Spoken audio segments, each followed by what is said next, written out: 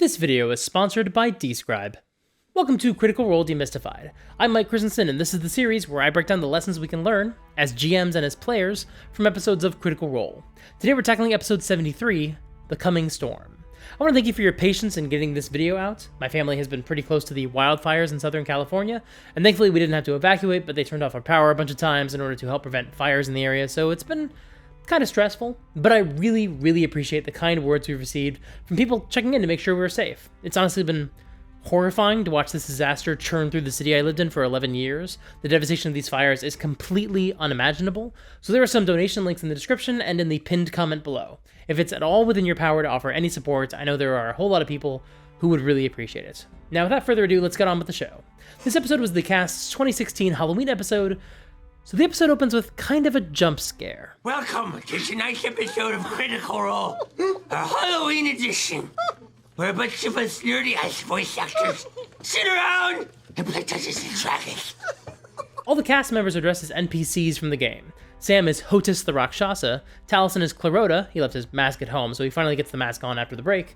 Marisha is Ripley, Laura and Travis are Lord and Lady Briarwood, and Liam is Tyriok the Mapmaker. And I just love that everyone else is playing these badass villains. And then there's Tyriok. Hi, I am Tyriok. I make maps. Why are you having trouble picking that up? Oh, well, I was turned to stone recently, and I don't have two arms anymore. I have one. I can still roll dice, though. And I have maps, and I have a compass. And, I'm the least dangerous person at the tables. Yes. I'm not level 1 in anything, really, except maps. I'm level 15 in maps. I'm just happy to be here and be alive, mostly. We've been opening doors for him all night. Yeah. Also, Matt and Marisha got engaged at some point in the week leading up to this episode. They'd already announced it on social media, so there's not a ton of fanfare here. And of course, in the tradition of Halloween episodes, this cast is a bad case of the giggles. Although in this case, it's just because they're all staring at Matt, and his outfit is ridiculous. Sorry. Stop. I can't make eye contact. I'm so sorry. It's okay. Get there. I think you look great, Matt. You look like Doc Brown exploded. I don't know what to do. Just pat that tuft of hair down. As the game opens, Matt narrates the end of Keyleth's plant growth ritual and says they can see the snow starting to melt a little bit faster thanks to her spell. The environment of Draconia is recovering faster thanks to her intervention. They travel through a tree and return to Whitestone, and everything is safe and sound. No dragon attack. Matt quickly describes Pike going back to her temple, which is smart. It's getting her off the board immediately so they don't have to worry about running her for this session. The rest of the cast goes to the castle where they run into Secret Asum in the foyer. As they see him, Kima seems to put the final pieces together and realize what's going on. But before she can say anything, Asum puts a hand on her shoulder and says not to worry about it. And then Matt rolls something, and Kima seems to get groggy for a minute. Keyleth realizes this is a modify memory spell, because honestly, what else would it be? And she casts Dispel Magic on Kima. Matt looks up the level of the spell, and Kima shakes her head and apologizes for being groggy for a second, but then she says, "Nice to see you, Asum." So it seems like whatever he was trying to do wound up succeeding. Now technically, if the issue is that Keyleth's spell was too low level, he still should have had her roll something to see if she could have beat Asum's spell, but Matt and his players really haven't dealt with the spell magic that often, so they just don't realize at this point that it basically works the same way as Counterspell. You know, it is a bummer that Larkin didn't come back with them. They say dragons lose all their power when he's around. That's why Larkin vanished during the Vorugal fight, so Raishan could actually have a chance to fight him. Fun fact. Asum tells them that Kashaw is back, he's sleeping in his room, but he's very proud of his findings. Which, if you'll recall, was that he was trying to find a monster in Draconia they could use to fight Vorugal. So Kashaw's hard work won't be necessary anymore. That's going to be an awkward conversation. Asum also tells them there's going to be a council meeting later today. Vox Machina, Asum, Cassandra, Allura, and Drake Thunderbrand. It's time to talk about what's next as they prepare to go to war against Thordak. After they part ways with Asum, Keyleth takes Vax aside and says, "Let's go track him down and kill Raishan, just you and me. We can do it, come on, let's go." Now I don't know if Marisha actually believes Keyleth and Vax could kill Raishan on their own, and we'll come back to whether or not the players believe they can kill Raishan a little bit later, but I don't know if Marisha actually believes that they could do it, or if she thinks it's a good idea at all. But we do know that both Marisha and Keyleth really want to kill Raishan. But I think Marisha wanted a scene where somebody would give her a good reason not to fly off the handle and kill Raishan. And in a minute we'll get another scene that offers some more clear evidence behind this claim. But in my opinion, this is not a genuine offer. It's Marisha role-playing. Now Vax says he doesn't think they can take on Raishan alone, but then he says, "If you ask me again, I will do it." He says that 3 times. So obviously if Marisha actually thought it was a good idea for 2 players to go sneak off solo and try to kill a dragon, then Keyleth had every opportunity to say yes. But she didn't, because I think she went into the scene with the goal of someone giving her a good reason not to be reckless. Again, this is just my theory, based on all the episodes I've watched and rewatched, but it feels like Marisha knew Keyleth was feeling frustrated by the fact that they were originally going to try to kill Raishan and Draconia, and then they had to wait. Now she doesn't know when she's going to have another chance, and so she wants someone to reassure her that there is a better plan than just, let's jump her right now when she's probably not expecting it. Keyleth does insist that Raishan is absolutely going to betray them, so the longer they wait for their own preemptive strike, the more Raishan will find out about them and be ready to destroy them on her own timetable. But she also doesn't tell Vax to join her in going to hunt down Raishan, so at the very least, on some level, she understands that it is better to wait, even if she doesn't like it. Now, I think it's absolutely fine. In fact, it's good, actually, to go into a role-playing scene with the goal of being wrong.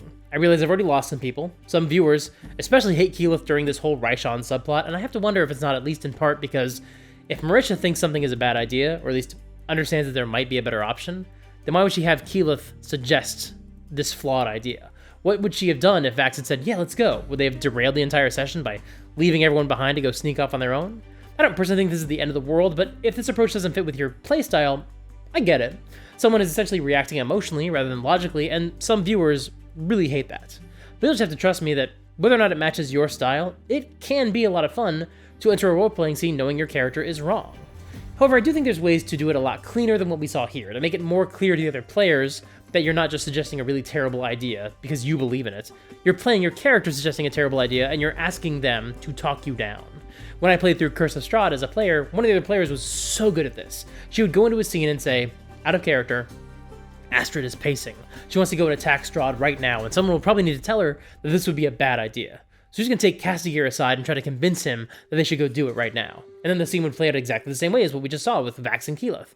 Only now the entire table would be very clear about the player's motivations. The cast of Critical Role doesn't do that. They very rarely step out of character, at least so far they'd ever admit their character is wrong about something, with the exception of Taliesin, who frequently talks about how Percy is wrong and bad.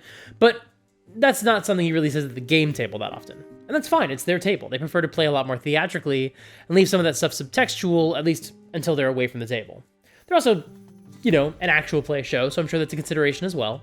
But I've tried to adopt my friend's technique of talking above the table to clarify the intentions of a scene in advance, at least when you're about to say something you know might be controversial. And it's literally never served me wrong in my games. Meanwhile, Grog drops some stuff off in the treasury so they're not hauling around hundreds of thousands of gold and platinum pieces. And then the party also briefly discusses finding an armorer or a tanner who can work with the dragon hide. Oh my god, are they going to use some of the dragon parts they got?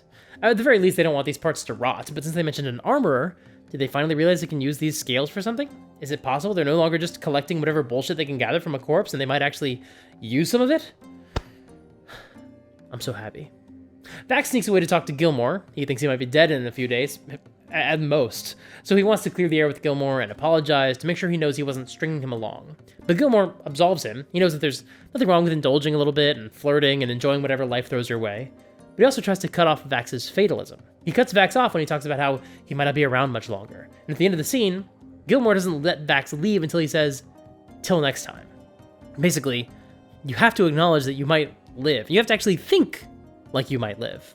Finally, Vex and Keyleth go to talk to Kashaw and wake him up because they need to talk to him before the meeting in case he has some valuable intelligence that can actually help them with the whole Thordak fight. Okay, so I talked to Vanessa. Yeah. I got 2 contracts here that we can take up for this. Okay. I've got one here, and he pulls it out. He's like, this is for 2 indigenous creatures to the region that you're talking about over by on Wildmouth. One is a purple worm matron. Ooh, that sounds big. Supposedly. Shit's dangerous. Yeah. Careful. This one is for Storm Giant. This one's a little harder to get a hold of, apparently. They tend to...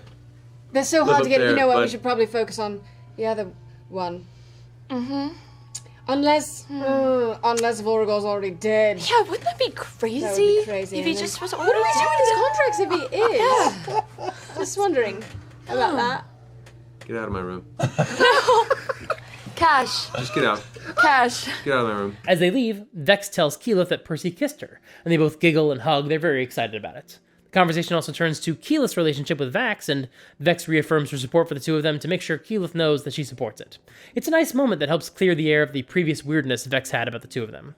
Scanlan goes to talk to Jarrett and ask about the drugs Scanlan told him to buy, but Jarrett's courier isn't back yet. Scanlan admits the reason he's trying to become an addict is because he's feeling distracted in combat, because now he made a promise to come home to someone, so he's worried about dying like he never was before. Jarrett suggests Scanlan go get laid instead, since that used to be a big part of his life, and he was clearly more happy than he is right now.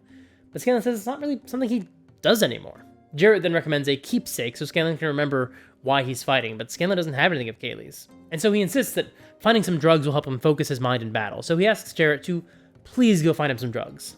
I will point out that we have here yet another scene of someone role-playing a scene where the player knows they're in the wrong, but they still go through with it anyway. And I will not say that the drug subplot was universally beloved, it's not, but it didn't get anywhere near the level of hate that Keyleth got during the Raishan subplot. Now, the go-to defense of that discrepancy is that Scanlan has a low wisdom, so Sam's just playing his character, whereas Keyleth has a high wisdom, so she should know better. And no.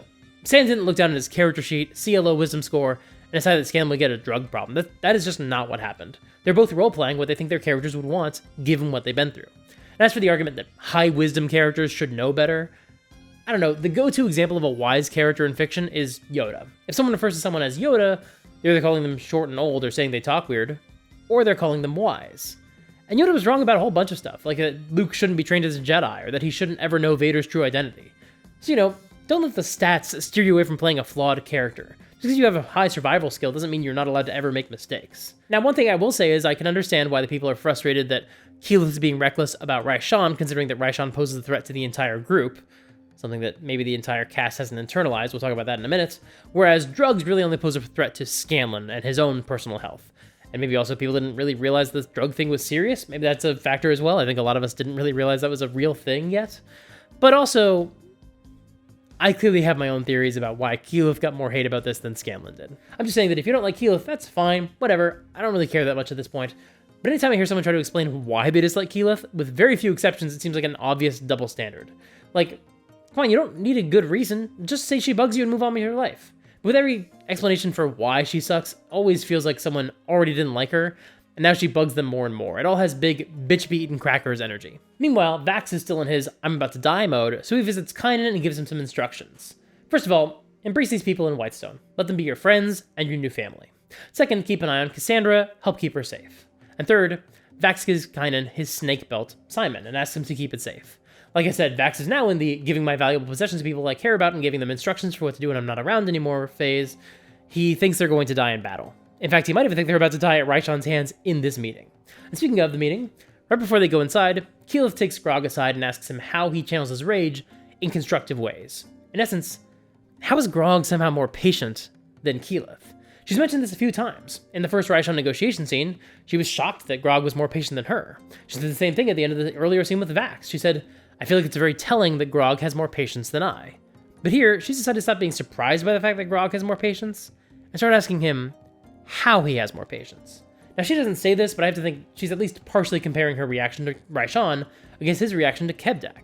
With the Kevdak fight, he was willing to wait. In fact, he was eager to wait, and to do things in a really smart way, whereas she's really struggling with that. She wants immediate results. So how can she be more like him? And honestly, as a role player, more of us should ask, how can I be more like Travis? It's a great first step. And he has a fantastic answer. Right, it all comes down to one word, really. Yeah. Family. Right, before I was a part of this group, I had no family. Pyre took me in, I met all of you, and I had a purpose. Yeah. So before that, like, I would be down to fuck anything up at any time, no problem. Sure. I still kinda am. Yeah. But I realised that if I fly off the handle too soon, it screws over my family. And that's no good, because I care about you. Most of you. So for me, you're gonna get yours. It's coming. And I'm gonna help you, and I'm gonna high-five you when it's done. But until then, you keep that shit tucked inside. Let it build. And then when the time is right, you let her have it. And I'll throw you into the fray when the time is right. Promise? Yeah, I'll promise. His answer is, essentially, just remember you're playing a team game. It's honestly something that a lot of D&D players need to remember. And if you trust the rest of your party to have your back when the time is right, then it's okay to trust them when they say now isn't the right time or you're going to get us all killed. It's okay to work together because nobody wants a TPK. Grog wouldn't have cared if he died in battle with Kevdak, just like Keyleth probably doesn't care if she dies killing Raishan. But Grog wouldn't want everyone else to die. Now it's worth pointing out that Keyleth seems less worried about that because, honestly, most of the cast seems to believe when push comes to shove, they can kill Raishan. Whereas Grog was afraid of Kevdak since he was level 1, so it was actually hard to convince him that he was strong enough to try to fight Kevdak. I mean, remember Craven Edge? Grog literally had to have a whole character arc about understanding that he was ready to try to take on Kevdak. And unlike with the Kevdak fight, nobody in the party seems to have accepted the idea that they might not be able to kill Raishan if they work together. But even with that caveat, Keyleth has still been told that they need to wait just because the tactics are not on their side. And if it wasn't clear from the end of the scene with Vax, it's certainly clear at the beginning of this one. She is trying, but she needs some help. And I just love that she basically said, I need help balancing my character's desires with the goals of the group, so what should I do? Well, I'm sitting at the table with one of the best D&D players in the world, so I'll just ask him. And that's awesome. I love that she just went to him for help, because she knew her character didn't have a good enough reason to not just take her revenge. So rather than doing something totally rash, she keeps asking people who can give her better reasons, until she finally has one that feels satisfying. So now, the players head into the meeting, which once again is being held in the war room on the second floor, and not in the anti-magic field next to the ziggurat in the basement, because of course, Seeker Asum didn't want to meet down there. So they sit down for the Council of Elrond meeting with Gilmore, Allura, Drake, Cassandra, and Asum. It's a shame they couldn't find Larkin and bring him into this meeting. You know, they say Larkin has killed more dragons than he's had warm meals. So after the meeting opens with Vox Machina explaining that they killed Vorugal and they got a vestige, now they need to figure out what comes next. Asum says Thordak will have converted any number of weak-willed people to side with him, in exchange for rewards. He mentions this a couple of times during the meeting, so this is Matt doing some careful foreshadowing for something he's going to pay off in a future session. Also, during the meeting, Asum is constantly walking around the table in a slow circle, which Matt reminds him of anytime Asum speaks. That's a really nice touch. It feels really draconic to me. It reminds me of a serpent coiling around something, or a cat coldly looking down at a mouse that is cornered. And it really helps heighten the tension, because the players are the only ones who realize who Asum is, and he's just moving around the room, walking past all their friends and allies, almost displaying Raishan's ability to get close to them. It's really cool. What a wonderful touch from Matt. Asum also reminds them that Thordak's presence is literally transforming Amon into a volcano.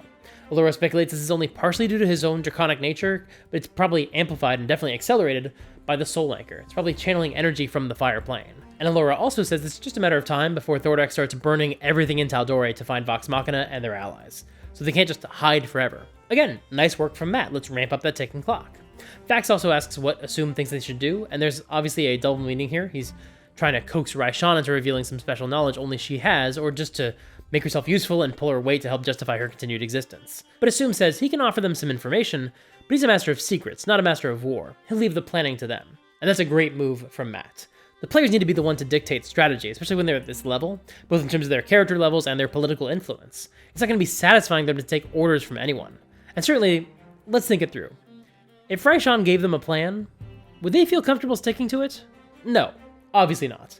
So for two really solid reasons, it makes sense for Raishan to not give them their plan. Now they talk about a lot of ideas in this scene. Drake mentions they've still got a green dragon out there to deal with, but the party essentially pitches, well, maybe there's some strategic value to ignoring the green dragon and going to kill Thordak first since he won't expect it. Obviously that's not the real reason they're suggesting it, but at least it gets them off the topic of hunting down Raishan and onto the topic of how to attack Thordak.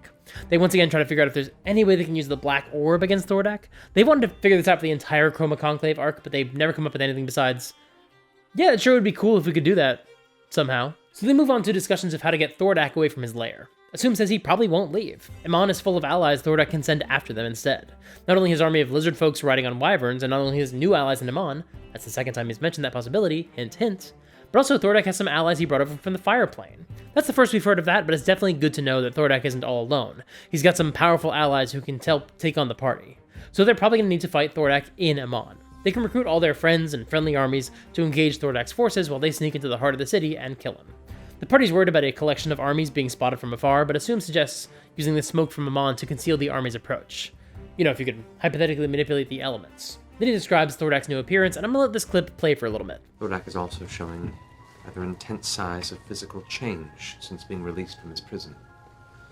But his size still remains enormous. By comparison, his eyes now burn with a searing white light. Burning stars in the sky. His jaw ever dribbles a burning liquid that blackens the ground it touches. The gaps between scales appear to flare brightly with each breath, like a star engine beneath the scales. Based on this description, and the fact that Asum keeps describing how Thordak seems to be going mad, they speculate that Thordak might actually be being overtaken by the soul anchor in his chest. And this is honestly an excellent description. First of all, whether or not they're 100% correct about the specifics of what's happening to him, this description is definitely getting them to think about Thordak a little bit differently, and that's already really valuable. Plus, they've killed 3 dragons at this point, and so it really adds a lot to start describing Thordak with this new language that makes him sound a lot less natural and a lot more like this unfathomable horror that the players just can't even begin to comprehend. Now, not all of us are quite so skilled when it comes to describing monsters for our players. We can't all just find the words we need to make our monsters sound like terrifying elemental titans. But thankfully, you can find all the words you need if you sign up for today's sponsor, Describe. Describe is a terrific website that has literally thousands of professionally written scenes that you can read aloud at your table. So if you're trying to find a way to describe a dragon that makes him seem like more than just a giant lizard, but actually sell it as a genuine threat and a powerful force of nature, you might read something like the description of the Titanic Dragon. Your mind struggles to take in the sheer, titanic scale of the dragon on the horizon, as if it leapt from the crumbling pages of history and the age of gods. Clouds swirl around this creature, forming nebulous banks of fog streaked with lightning, and the thunder can be heard clearly even at this distance. Only the heroes of storied myth could battle this colossus and live. That scene does a fantastic job of selling this creature's power and age and size, but also the description of heroes of storied myth almost sounds like an invitation to your players to rise up and take their places in the pantheon of legends in your setting's history by slaying this dragon. They've got such a fantastic library of scenes. Even just looking at descriptions of dragons alone, I had so many incredible options to choose from, including some really evocative scenes for introducing ancient dragons to your party. And of course, there's more than just dragons in these archives. There's descriptions for all kinds of monsters, plus magic items, NPCs, player characters, and even dialogue you can read aloud, or descriptions of your moves in combat. And that's to say nothing of their incredible selection of maps and music that you can drop into your games. And Describe is offering a discount to the viewers of this channel. If you visit describe.com/supergeek and use the promo code SUPERGEEK at checkout, you can save 10% off your first subscription payment. Once again, that is dscryb.com/supergeek and use the promo code SUPERGEEK. Thank you so much to Describe for sponsoring this video. Now, Allura tells the party that the soul anchor would have pulled Thordak's soul from his body if he were ever to leave the plane of fire. So maybe the reason he's still alive is the same reason he's having such an incredible impact on the environment of Amon. Maybe he dragged some of the fire plane with him somehow. Vox Machina suggests going into the plane of fire to cut off the soul anchor at the source, but Allura says there wasn't one specific point it was linked to, so she doesn't know what purpose it would serve to go there at all. That is an awesome response from Matt, genuinely. The party was about to go down this rabbit hole of theorizing about how they could cut off Thordak's power source by going to the elemental plane of fire, but Matt knows they're not going to find anything if they do that. There's no secret kill or depower Thordak button in some other reality. They're actually going to have to fight the scary monster he just described. So he has an NPC jump in and tell them that that's not how it works. Asum says it would be great if we knew more about the ritual that was actually used to free Thordak. Yeah, Asum. It sure would be nice if we knew all the information Raishan knows, Asum. He says, well, I can see what the clasp can figure out. Thank you, Asum. You're right on that, Asum. But joking aside, I really like that line. It's a great little way to say something that does make sense. Like, yes, Asum needs to protect his cover, so he needs to acknowledge that there's a lot they don't know about the ritual. But also, including that line does make the players hate Raishan just a little bit more, because she's the one who performed the ritual, so she could just answer that question. Now, Percy mentions they have another ally and tells Scanlan to show them all the badge. He's referring to the badge they got from Shamansa, Ord, and Ankarel.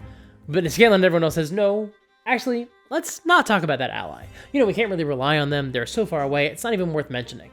The subtext there is, like, this is the one card Raishan doesn't know about that they have up their sleeve, and they'd like to keep it that way. Percy moves on to the next topic, but as he does so, he stands up and moves around the room. Then he whips out his Dragon Slayer longsword and stabs Asum 3 times in the back. And Marisha leaps out of her chair and practically leaps out of her skin. She is so excited they're attacking Raishan. So yeah, okay. Maybe part of her really did want to try to attack Raishan earlier, and she just had to wait until someone else was on board. That is also very possible. But joking aside, everyone else at the table, besides Marisha, thinks this is a bad idea. But Taliesin says they've got Gilmore and Allura here now. That's 2 of their most powerful allies. But Laura says they actually do need some more information about the ritual. They can't start a fight with Raishan right now. And she also says that Whitestone is going to get destroyed. And Sam says, no, Raishan's just going to leave. We're going to lose her. Notice, no one thinks that she's going to kill them. They all just think that they're going to kill her in a way that is not optimal. But it turns out, the sword passes through Asum's image, and suddenly he's 4 feet away, and all the NPCs are freaking out because Percy attacked him. But Percy delivers one of his awesome lines, and I love how Matt narrates this. No tricks in here.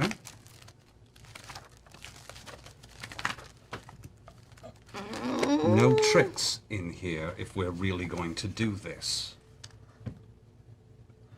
There's this moment of extreme quiet tension as Alora's looking at you, looking at Asum, looking around, and there's like this kind of slow connecting moment of realization throughout the room as everyone's eyes go wide. If we're really going to do this, no tricks in here. And with that, we're gonna take a break.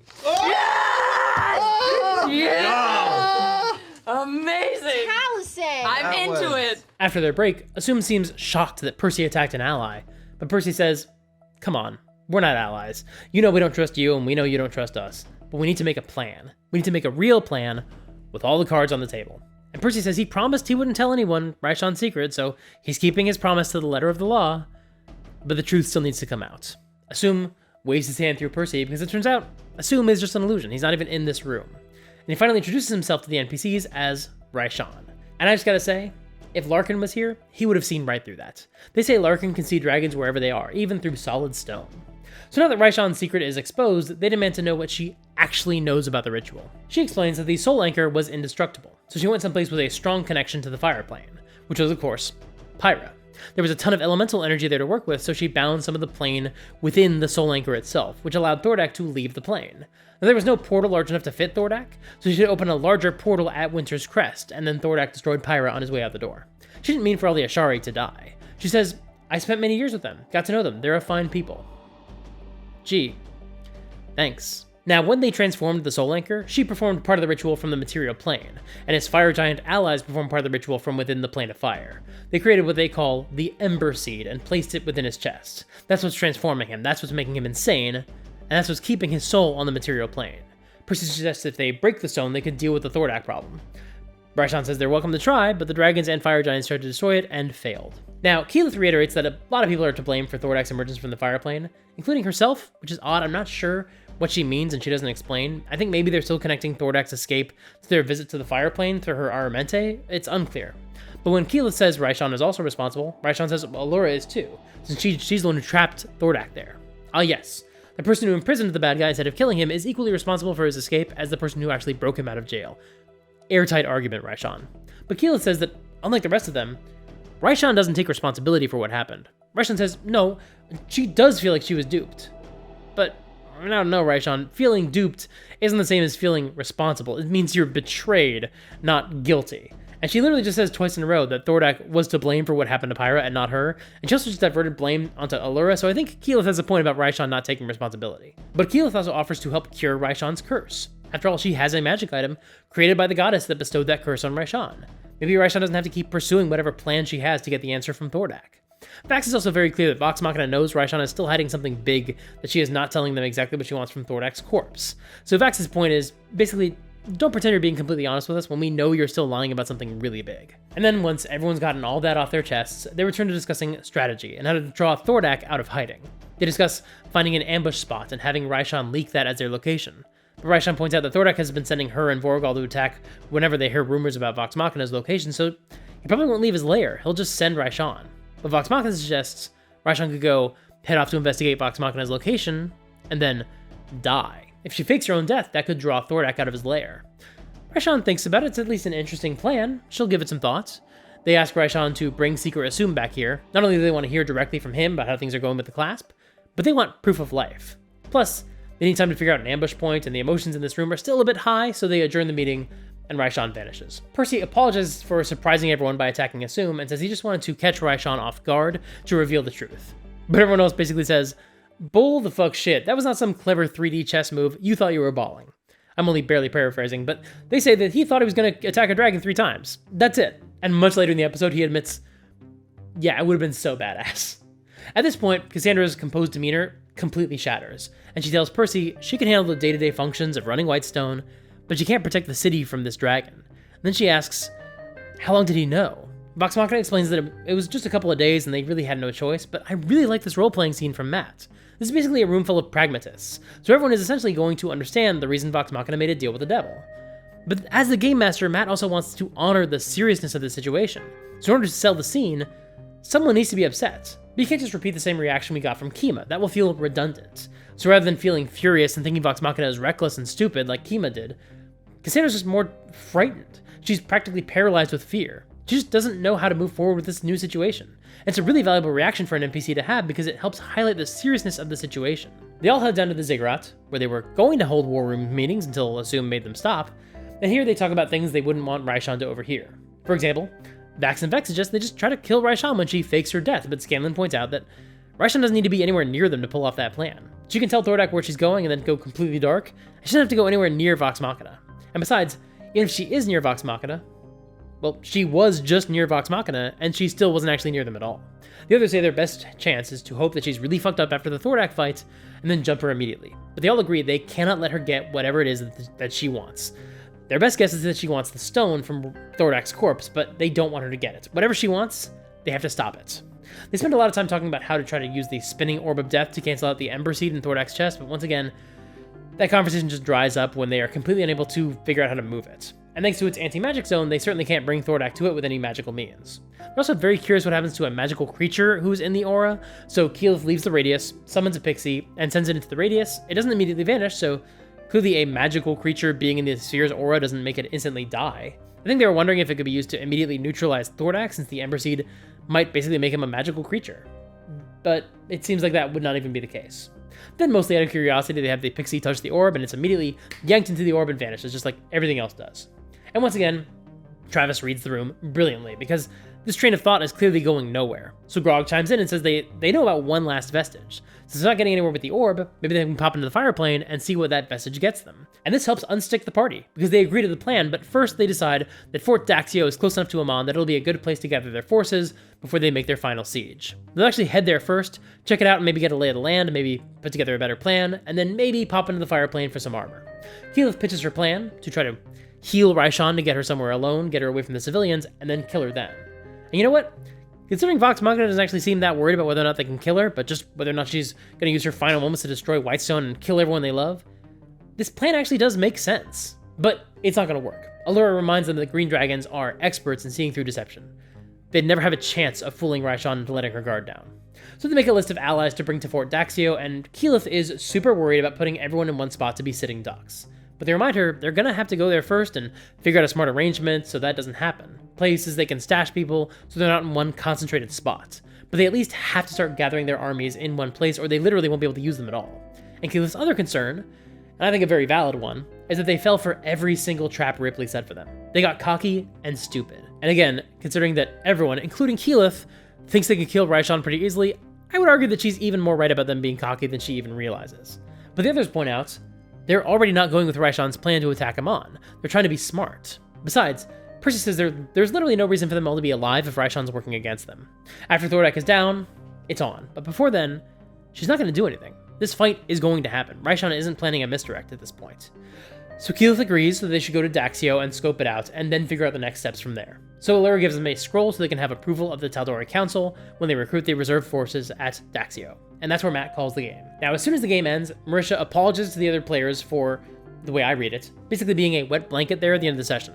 She just felt that, given the fact that Raishan basically obliterated a quarter of Keyleth's people, she would be pretty reluctant to recruit the rest of them to fight the same two dragons again without a plan to avoid getting them killed.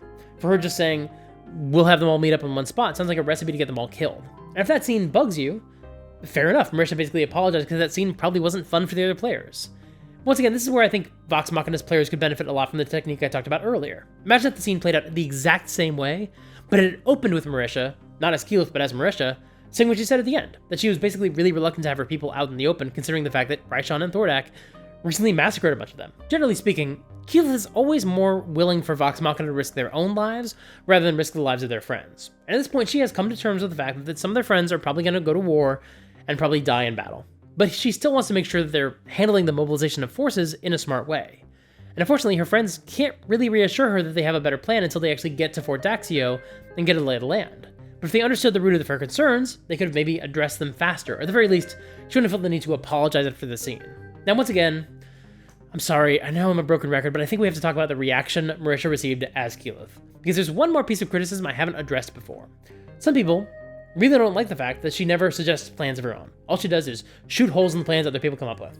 Which, first of all, isn't true. This is not the point I want to make. I'm going to talk about why it doesn't have to be an issue if you're only identifying issues with plans without suggesting alternatives. I'm going to acknowledge the fact that for some people that is an issue, but for the sake of accuracy, She does suggest plans. We just heard her propose 2 plans in this scene. Get Raishan alone with the promise of a cure and kill her, and use the orb against Thordak. Now, neither has actually made it out of the planning phase, but she is still trying to come up with alternative ways to handle their problems that handle her issues with the other plans. But okay, fair enough. I'm going to set that aside and say that if you don't like that Keyleth seems to just shoot holes in other people's plans without always offering an alternative idea, that is a perfectly reasonable critique. If that bothers you, and you wouldn't like it if someone did that at your own table, I 100% get it. Yeah, it would be nice if she could always present an alternative. But generally speaking, I don't think that usually bothers these players. They have a huge party, and some of them are just a lot better at coming up with creative and inventive plans than others. Pike and Keyleth and Vax don't typically come up with a lot of plans, whereas Vex and Percy and Scanlan have lots of plans. Their table has their own balance, and they can lean on each other and take advantage of the other players' strengths and weaknesses. There have been a few planning scenes where the other players have said, okay Keyleth, if you don't like this plan, then what's your alternative? It happened when Keyleth was trying to find a peaceful resolution for dealing with the rock that was stealing cows, and Percy said the same thing in this scene. If you feel we're doing something wrong, then what would you suggest instead? And this, I think, is the lesson we can learn from this. If you're not someone who's great at suggesting plans yourself, that doesn't have to be a huge issue as long as the other players aren't expecting anything different from you. But sometimes there will be other times where the other players will feel like all you're doing is shooting down their ideas. So the goal is to have a good relationship and healthy communication, like these players do. It's not the end of the world when Keyleth pokes holes in their plans, but there are a few scenes where they push back on that. But that also doesn't have to be a whole thing. It's just part of the give and take of a planning session. On the other hand, maybe you're a game master or a player who does get irritated when another player doesn't suggest plans, but just points out the holes in other plans that other people come up with. That's okay too. It's okay to be frustrated by that. Just communicate that with your fellow players. Let them know, politely, that would make the scenes a lot more collaborative and less pessimistic if they could make some more suggestions rather than only poking holes in plans. Just communicate with your fellow players. Again, that is not a problem this cast has. They've got lots of ideas, and they are talking about them. That's why Marisha apologizes, to make sure that they know she's aware of how it sounds to be the one shooting holes in things. Everyone has to do that sometimes. Yes, Keyleth does it a lot, but everyone takes on that role from time to time. Scanlan shot down the use the orb on Thordak plan earlier in this very episode. And mostly it doesn't seem to bother the other players, but in this case, Marisha knew it was probably more frustrating than usual, and that's why she felt compelled to apologize for it. And that's healthy communication. But my point is, if this would bother you at your table, just say something. Be respectful and polite. But yeah, say something. Of course, here's the other hard truth about this scene. Sometimes D&D isn't a good spectator sport. I don't say that to diminish Critical Role or any other actual play shows. Clearly you know I'm a fan of the format. But there are some aspects of D&D that don't lend themselves well to an entertainment product. And planning is often one of those aspects of the game that just doesn't play well to an audience. If this was a movie or TV show, the characters could quickly agree on the final version of the plan, and as they describe it, the audience might even start to see footage of the plan as the players execute it. And that's assuming we even hear the plan in advance. Other times, the character might just say, okay, in order to get us out of here alive, I need 3 things. A stopwatch, a AA battery, and a stick of Winterfresh chewing gum. And they'll just do something badass, and we in the audience get to be surprised by it. That's not really possible in D&D. The players need to share their plans with each other. I used to play with someone who would say things like, okay, we cut away. And I'd have to say, no, we can't just cut to the next scene. I need to know what you're doing and where we're cutting to. And granted, that was an actual play podcast. He was trying to make things feel more cinematic. But that's my point. This is an aspect of the game that just doesn't lend itself well to an entertainment product. Sure, if this was a typical movie or a TV show, then someone like Keyleth would be frustrating.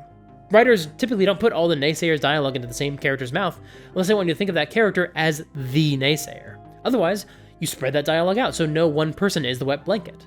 So yes, if you just think of Critical Role as an entertainment product, those scenes of Keyleth would be the type that annoy an audience. But, like, we all understand that's not what we're watching, right? Yes, it is an entertainment product, and I think it's an entertaining one, but it's also a D&D game. Sometimes we watch the players come up with a plan, and it's not cinematic, and it's not glamorous, and they spend 30 minutes discussing one possible plan, and then they completely drop it and do something else. And just as a piece of entertainment, that would suck. And if that's the only way you watch Critical Role, then I can understand how that attitude fosters frustration. But that's just not at all my mindset when I watch the show. I watch a lot of actual play, so I do have a lot of opinions about Critical Role as a piece of entertainment and the things that I wish they would do differently. I rarely bring them up because in this series because they're just not relevant, but by no means do I think Critical Role is a perfect product. But there are some aspects, like planning scenes, that you're just never going to get rid of in almost any actual play, because part of the authentic experience of watching or listening to people play D&D means we have to listen to the boring stuff too. That's why for this series, I really try to view Critical Role as a game, because if I keep my focus on that, we can find a lot of useful lessons. But evaluating Critical Role as a piece of entertainment is a whole other thing, and maybe I'll do a video or two about that in the future where I review it through that lens, but judging Critical Role by that metric really requires a whole handful of caveats. Planning is not cinematic. but it is important, and it takes a while to do it well. I've talked before about how much I love planning scenes on Critical Role, but there are plenty of others that are just kind of tedious or frustrating to watch. But the players still have to make the plan. Sometimes we just have to ride it out. In this scene, Percy says the more carefully they plan, the more it falls apart immediately. This is the first time he says this, but he'll repeat this philosophy a few times throughout the campaign. And I mean no offense to Taliesin when I say this, because I think he's a great role player, and I do completely understand where he's coming from. But I don't like that mindset. I'm sure he just means that they're going to wind up having to improvise, so there's no point in taking an hour to hash out each detail of a plan that's not going to survive more than a round. And considering I just talked about how boring planning scenes can be, I do get that and appreciate it.